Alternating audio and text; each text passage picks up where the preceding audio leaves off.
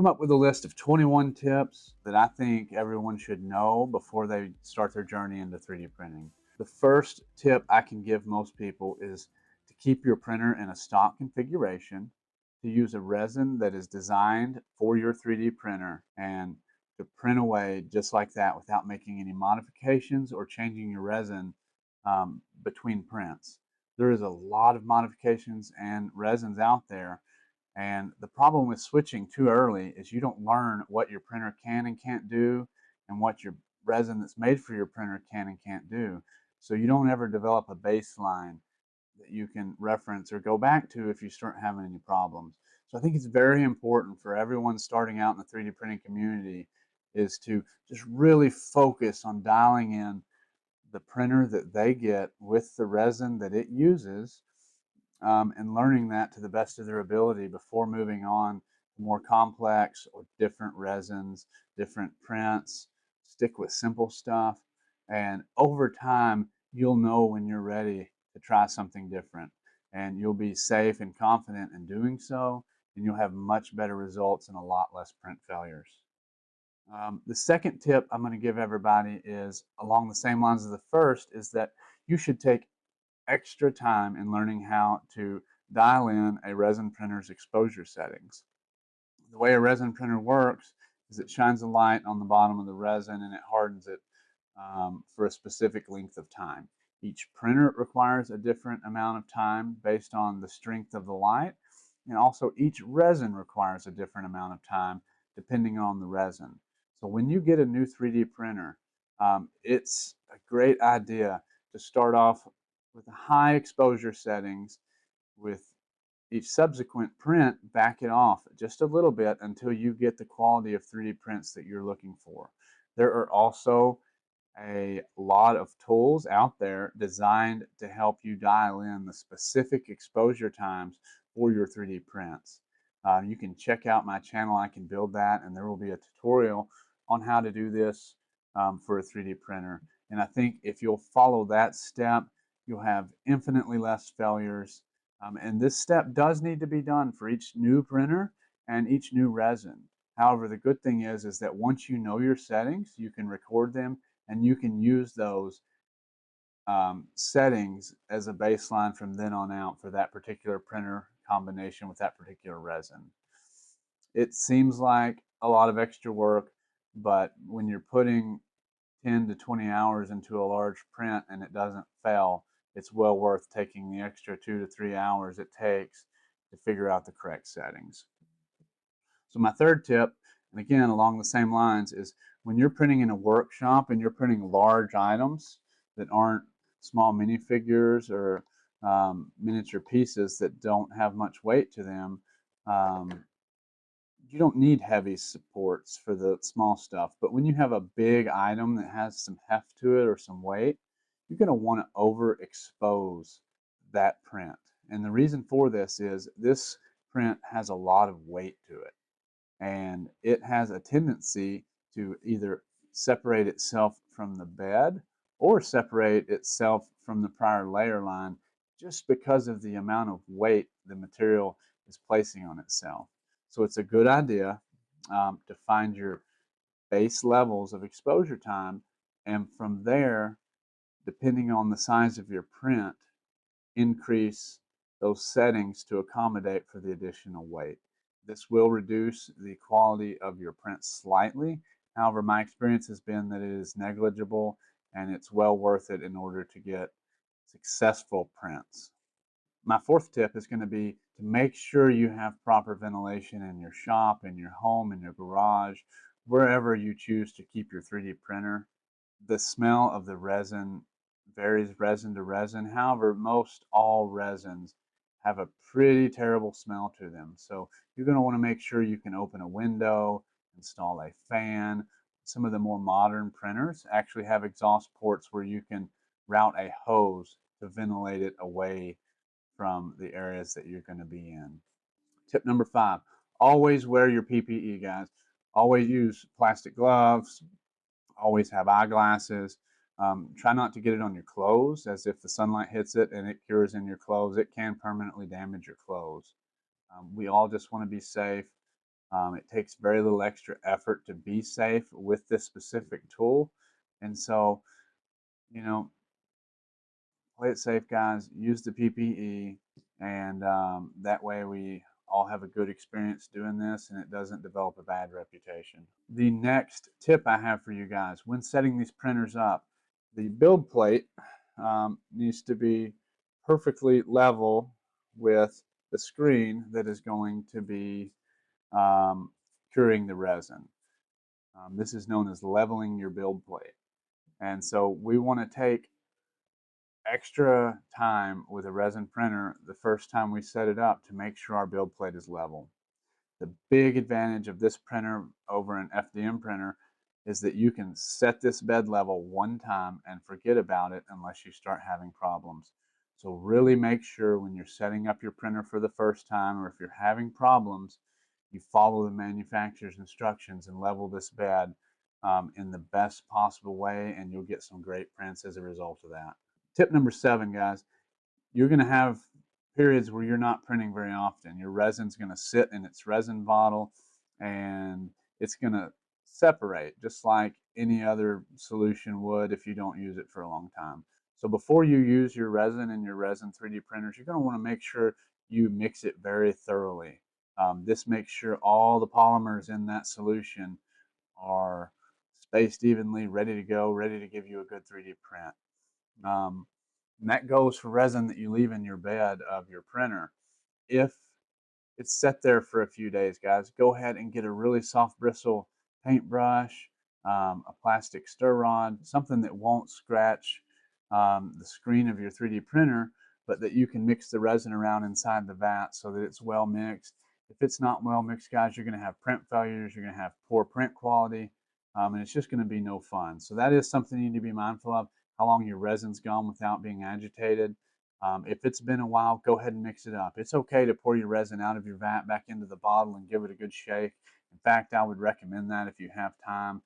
That's just going to give you so much better results long term. Along those same lines, as tip number 8, is you're going to want to filter your resin frequently. When you buy resin, it's going to come with these coffee filter looking filters. And I recommend that anytime you add resin to your printer, you pour it through one of those filters. And also, anytime you remove resin from your printer and put it back in the bottle, I also recommend that you run it through one of those filters. The reason for this is occasionally we have parts of our 3D print that flake off, that break off. If you have a failed 3D print, you're going to have a lot of gunk in your resin, and you're going to need to keep that out of the resin vat so that it doesn't get compressed between the build plate and the screen. That can lead to all sorts of problems, as minor as a failed print, as major as breaking your screen. So you always want to make sure your resin is nice and clean. It doesn't have contaminants in it. It doesn't have parts of failed prints. Moving on to tip number 9, you're going to want to place supports wisely on your 3D prints. It's easy to want to hit the auto support button and just be done with it. However, think about how your 3D print is going to be viewed when it's in the real world. If you're printing something like a desk grommet, maybe don't put supports on the visible part. Support it from the bottom so that the support deformities that get included in your print aren't visible. If you're printing a character figure, put the supports on the back so that when you're looking at it from the angle that you would typically look at a 3D model from, you won't see them. So just be mindful of where your supports are going to go, because they don't always, but they do sometimes cause minor surface imperfections, which ideally can be hidden so that you don't have to deal with them. If you don't, it's just a lot of extra cleanup work. It's a lot of extra filling work if you're going to make those surfaces mirror smooth, or if you like to polish them up a bit. Tip number 11 is you're going to want to over support large objects. So when you're printing something small, you can use a small amount of supports. There's not a lot of weight. There's not a lot of vertical force being put on that object every time it raises and lowers the print bed.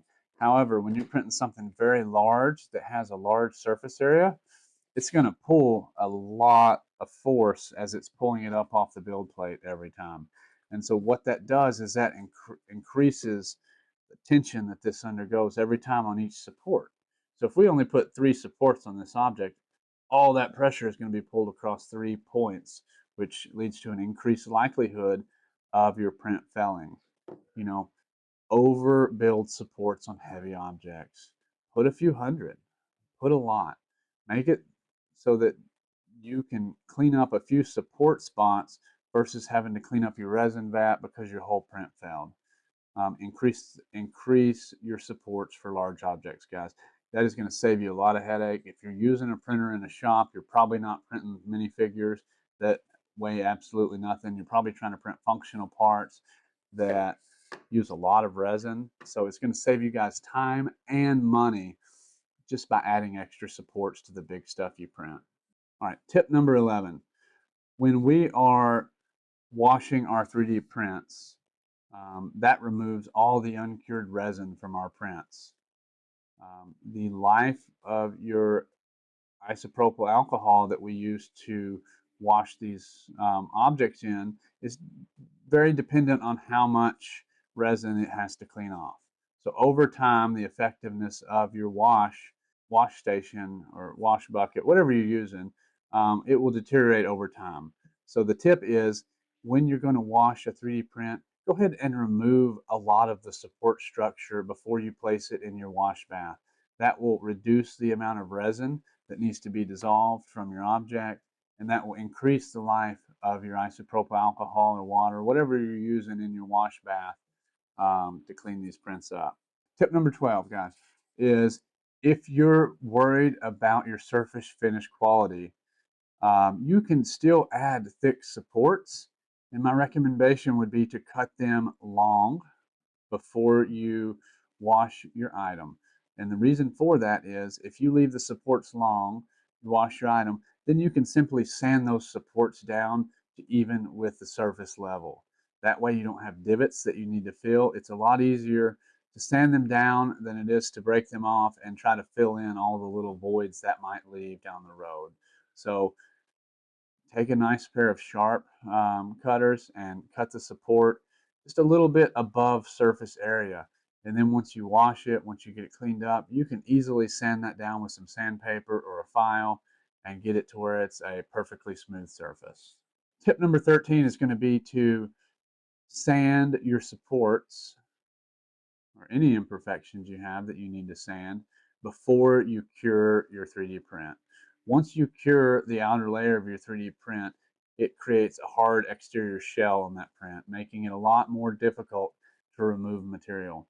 Go ahead and wash your print and sand down any major surface imperfections and then cure your print.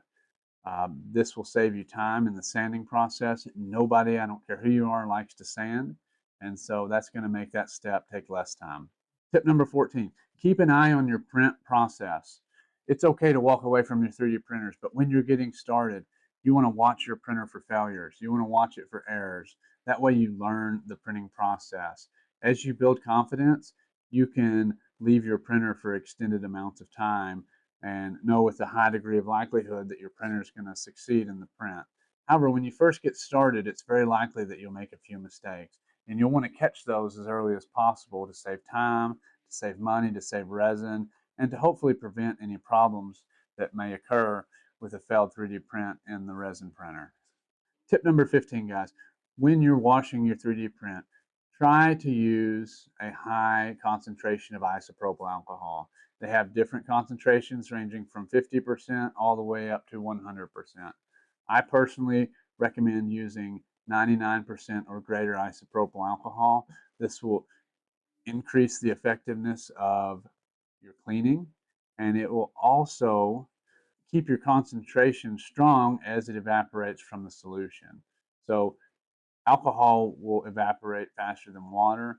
If you're buying 50% isopropyl alcohol and 50% of it dissolves, then you have or evaporates, then you have a 25% isopropyl alcohol solution remaining. If you have 99% isopropyl alcohol, 50% of it dissolves, you still have roughly a 99% concentration isopropyl alcohol in your wash station. So it costs a fraction. It costs a little bit more to use the higher quality isopropyl alcohol, but you'll get much better results. Your solution will last much longer, and you'll have less problems in the cleanup phase of 3D printing. Tip number 17, make sure you cure your 3D prints after printing them and washing them. I use a curing station, which means that it's got a built-in UV system to shine UV light on all surfaces of a new 3D print. This can be done by setting your object outside in direct sunlight. This will also cure your object. No matter what you do, you don't want to skip this step, as it will leave a tacky surface finish on your 3D print, and it will reduce the overall life and strength of the item that you've printed. Tip number 18, make sure you store your resin in a UV protected bottle. The bottle that your resin comes in is a great place to store it. Keep it out of direct sunlight, keep it away from extremes in temperature. Resin does have a shelf life, and so you'll want to do all that you can to promote that resin lasting as long as possible. And the best way to do that is to store it in the bottle that it came in with the lid tightly secured out of direct sunlight. Tip 19, you got to dispose of your resin properly, guys. It seems like a pain that you can't just pour it down the sink, but we all want to be responsible creators and builders. And so take the extra step. Go ahead and buy yourself a bucket. Keep waste resin in that bucket, and once in a while take it outside and let it cure and throw away the cured resin into your trash. It's as simple as that. It's an extra step, but we want to leave the world a better place for all that follow in our footsteps, and we don't want to be dumping toxic chemicals out into the world if we don't have to.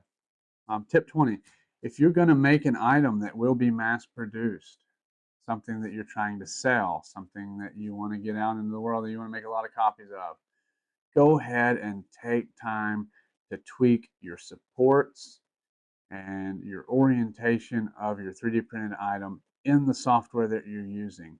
The reason for this is you can reduce your print time by perfecting your orientation, and you can reduce your cleanup time by modifying the way you support an item. Sometimes items need to have really heavy supports. Sometimes they can have medium supports. Sometimes they can have light supports. And by minimizing the amount of supports and the type of supports on these mass-produced objects, you can actually decrease your overall time needed to get from a design to sellable products, which is multiplied for each product you design. If you're doing a one-off, it doesn't matter as much. However, if you can save an hour on an item that you need to print 300 times, that's a lot of time. And so keep that in mind. You can tweak settings and spend an extra hour in the software before you print, and it will save you countless hours down the road when you're printing large volumes of the same item. Tip number 21, final tip. Pick one well-rounded software that's compatible with your printer and learn it. Don't try to learn 3 different softwares. Don't try to learn how to support in different softwares. Same as learning your 3D printer for the first time. You want to learn one software for the first time. Learn what it can do, what it can't do, find out its limitations, find out your limitations. Once you've had a few months or a few dozen prints run through that software and you feel comfortable modifying your supports, modifying your object's orientation, once you feel comfortable that you have developed the skills to successfully print over and over, it's okay to start venturing out into different softwares, trying new things. However, in the beginning, when you're first learning, it's really important to try to make this a fun hobby, to make it a successful hobby. And I think the best way for all of you to do that is going to be to stick to one printer, stick to one resin, and to stick to one software and learn it as best you can before branching out. With that, guys, thank you for watching. I appreciate you if you stuck with me this whole time. For more specific tutorials, check out our YouTube channel. I can build that. And with that, guys, I'm signing off. You guys enjoy and build some cool stuff.